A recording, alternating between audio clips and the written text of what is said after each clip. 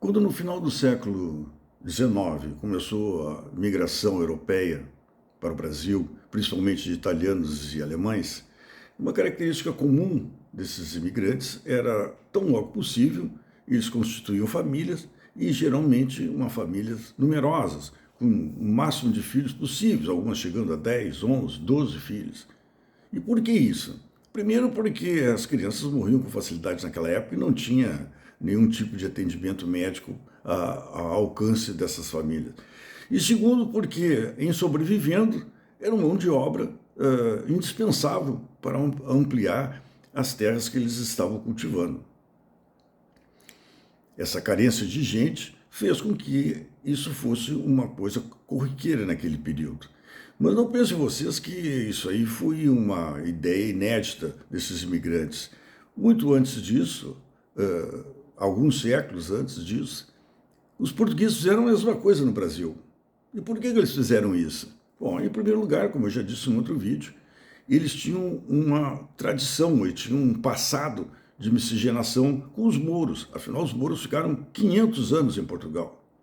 Então, para eles, a miscigenação não era uma coisa tão horrível, até porque portugueses legitimamente brancos são extremamente raros. Todos têm uma pele um pouco mais escura do que os europeus do norte da Europa. Então, o que levou, então, a servir de gatilho para a miscigenação no Brasil? Em 1578, Dom Sebastião fez uma incursão desastrosa no norte da África e na Batalha de Alcácer Quibir ele desapareceu e mais, aí variou as estatísticas, alguns dizem 10, outros 15, outros 20 mil portugueses, a elite do exército e da nobreza portuguesa. E isso foi uma catástrofe para um país pequeno, como era Portugal naquela época, e que tinha colônias no Oriente, tinha colônias na África e tinha colônias aqui na América Latina. E, inclusive, uma delas o Brasil, que era uma das maiores em termos de territoriais. E como suprir gente para esses locais? Bom, uma alternativa foi começar a miscigenação o mais rápido possível. E Debré, por exemplo, que foi um cartunista muito detalhista, ele tem um quadro que é simbólico, que mostra muito bem isso, onde o senhor de uma determinada casa convive com uma mulher absolutamente branca e ele com características estimuladas, inegáveis.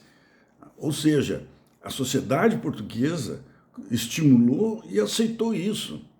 Diferente dos Estados Unidos. Uma Chica da Silva foi perfeitamente aceita aqui no Brasil. Jamais isso teria acontecido nos Estados Unidos.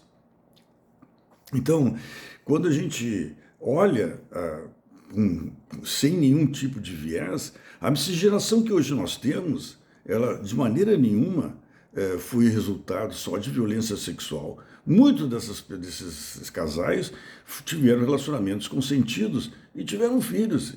E muitos desses filhos foram assumidos pelos seus pais. Então a miscigenação brasileira, ela, mais do que qualquer outra coisa, foi uma necessidade dos colonizadores para compensar a pouca gente que eles aqui tinham. E principalmente porque, diferente do europeu, e que se deslocou para a América do Norte com suas famílias, os que vieram para cá, muitos deles vieram solitários, eram aventureiros e tinham sempre o sonho de um dia voltar rico para Portugal. Mas acabaram aqui se acasalando e por aqui terminaram ficando.